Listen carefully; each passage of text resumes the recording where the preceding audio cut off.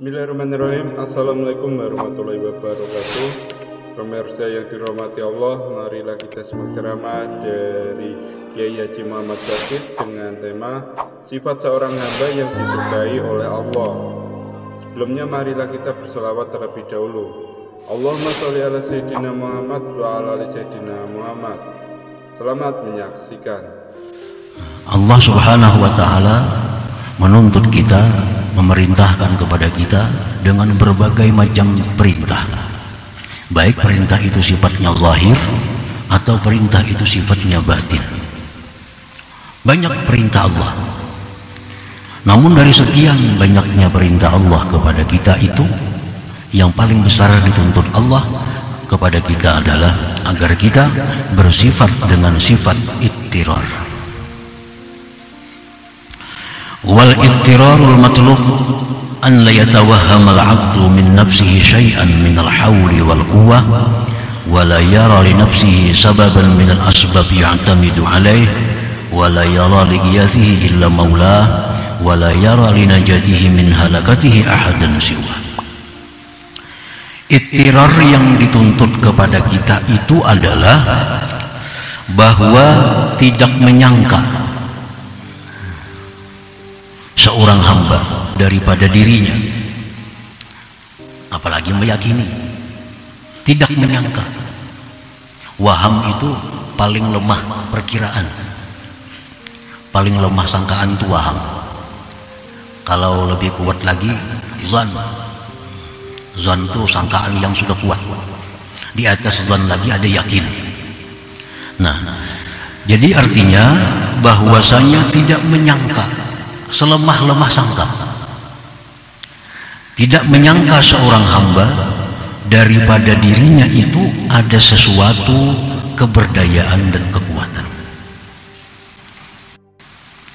dan dia tidak melihat dirinya itu ada sebab yang dia bisa berpegang atas sebab itu, dan dia tidak melihat untuk menolong dia itu kecuali Tuhannya, dan dia tidak melihat bagi keselamatannya dari kebinasaannya akan seseorang selain Allah Subhanahu wa ta'ala. Nah, itu artinya ittirar.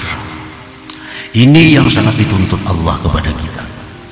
Dari sekian banyak perintah, dari sekian banyak tuntutan Tuhan kepada kita, inilah tuntutan yang besar. Jangan sampai kita ada merasa sedikit juga pun bahwa kita ini punya daya dan upaya.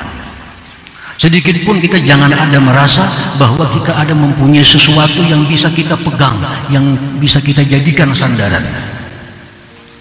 Jangan ada kita merasa sedikit juga pun ada orang yang bisa menyelamatkan kita selain Allah Subhanahu wa ta'ala. Nah, ini artinya ittirar. Orang sembahyang berarti dia melaksanakan tuntutan Allah yang zahir. Kalau orang yang sembahyang ini tapi di hatinya ada rasa, dalam hatinya ada rasa bahwa dia punya daya upaya, sembahyangnya sia-sia. Sembahyangnya sia-sia. Orang naik haji, orang berumrah, orang puasa, orang bayar zakat, ini orang yang melaksanakan tuntutan Tuhan. Tapi kalau orang ini dalam hatinya ada sedikit punya rasa bahwa dia ada punya daya upaya, maka semua ibadah itu menjadi sia-sia. Jadi tuntutan Allah yang paling besar kepada kita adalah bahwa jangan sampai ada dalam hati kita ini sesuatu pengakuan bahwa kita mempunyai kekuatan dan kemampuan. Jangan ada sedikit pun dalam hati kita orang yang bisa menyelamatkan kita selain Allah. Jangan ada dalam hati kita pengakuan bahwa ada selain Allah yang kita bisa bersandar dengannya. Nah, para muhibbin rahimakumullah, itu yang dimaksud dengan al-ittirar tadi, artinya itu.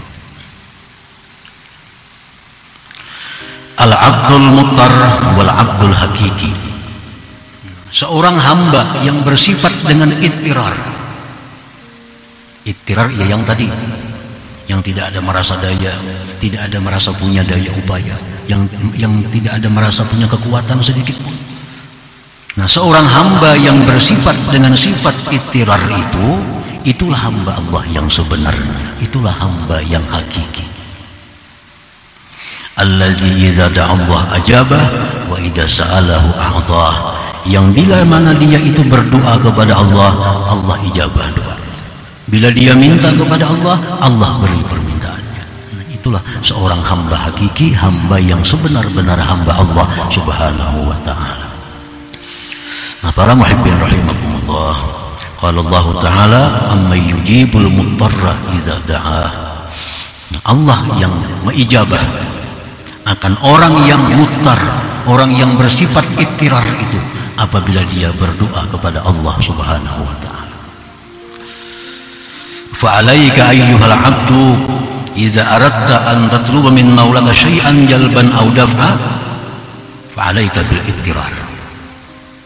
Apabila engkau wahai hamba ingin minta sesuatu kepada Tuhan engkau, baik permintaan itu berupa manfaat atau keselamatan daripada bala dan bencana, mintalah kepada Allah dalam keadaan bersifat ittirar. Nah, para muhibbin rahimakumullah, jadi artinya kalau kita berdoa lawan Tuhan, minta lawan Allah, tapi dalam hati kita ini masih ada rasa bisa. Dalam hati kita masih ada rasa daya upaya. Nah, ini doa kita ini ditolak oleh Allah. Karena Allah yujibul muttar, Allah itu memperkenankan, mengabulkan doa orang yang muttar, orang yang tidak ada punya apa-apa lagi yang diharapkannya selain Allah Subhanahu wa ta'ala. Para muhibbin rahimakumullah, al-ittirar akhassu awsafil ubudiyah. Ittirar itu paling khusus sifat-sifat kehambaan.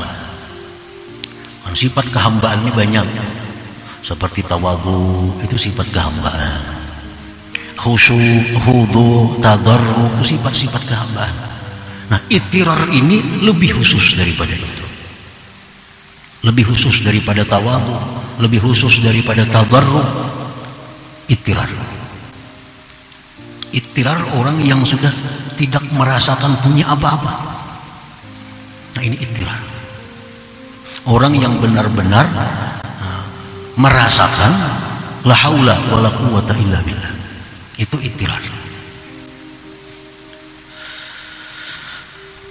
Al-'abdul muttar la yubali wa la yahzan ay yuqala lahu dha'if, zalil, fakirun, jahil, mukhti. Li'annaha sifatuhul asliyatu dzatiyah. Seorang hamba yang bersifat dengan sifat ittirar, dia tidak peduli, dia tidak bersedih hati dikatakan orang dia lemah. Dia tidak peduli, tidak sedih dikatakan orang bahwa dia itu hina.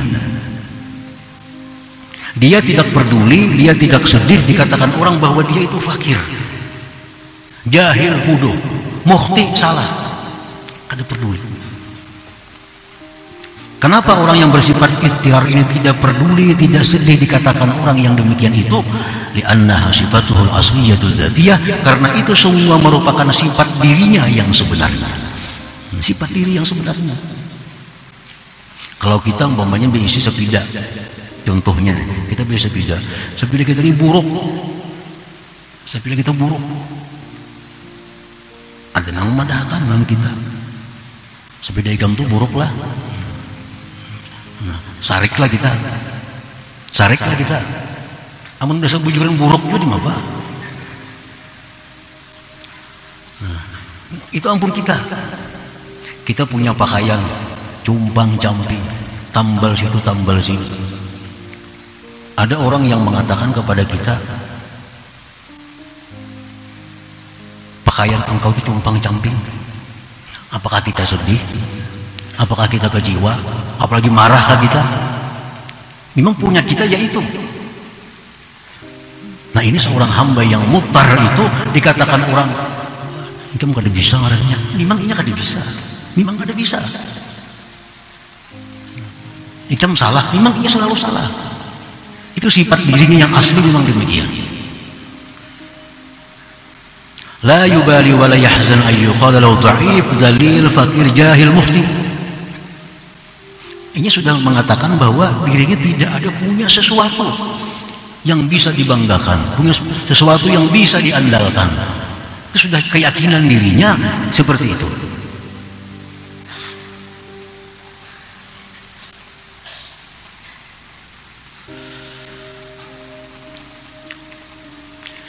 Wa idza qila lahu qawiyyun 'azizun ghaniyyun 'alimun sayyidun fawwadhaha ila Allah Ta'ala li'annaha min sifatihil 'aliyyah wa la yafrahu biha. Apabila dia dikatakan seorang hamba yang bersifat ittirar ini dikatakan engkau kuat, engkau mulia, engkau kaya, engkau alim, engkau benar, dia serahkan itu kepada Allah Subhanahu wa Ta'ala karena itu sifat Allah Subhanahu wa Ta'ala. Kita kada bisa sepeda motor umpamanya, kita kada bisa sepeda motor, kada bisa kendaraan. Dipadakan orang baiknya kendaraan nikam itulah. Sukalah kita. Tentu hati kita menyerahkan, oh ini ampunnya si Pulan bin Pulan kendaraan ini. Oh baiknya pakaian yang ikam pakaian itu bagusnya, pada injaman nih. Injaman. Kena kamarian dibulikakan nih. Dipuji orang, oh bagusnya baju ikam. Tentu hati kita langsung bicara, ini ampun si Pulan bin Pulan. Ini ampun minjam aja. Kalau sebujurnya baju kopi yang penuh dengan tambal sulam sana sini. Nah ini seorang hamba yang mutar. Nah begitu nyamannya hidup orang seperti ini. Begitu bahagianya hidup orang yang seperti ini. Orang yang benar-benar merasakan bahwa bagaimana yang punya dirinya, mana yang punya Allah Subhanahu wa Ta'ala. Para muhibbin rahimakumullah. Wa idza aradta ayyuhal 'abdu burudal mawahib 'alaika kal 'ulum wal asrar wal ma'rifah wa ghairiha falazim az-zillah wal iqrar ila Allah wa janib awhamal quwwah wal 'izzah wal ananiyah.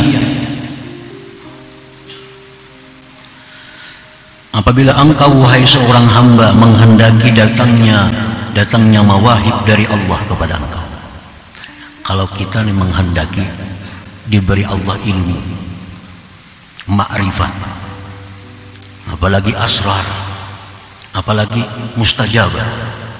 Kalau kita hendak mendapatkan itu semua dari Allah, maka janganlah engkau berpisah dengan sifat diri engkau yang sebenarnya, yaitu kehinaan dan keberhajatan kepada Allah Subhanahu wa Ta'ala.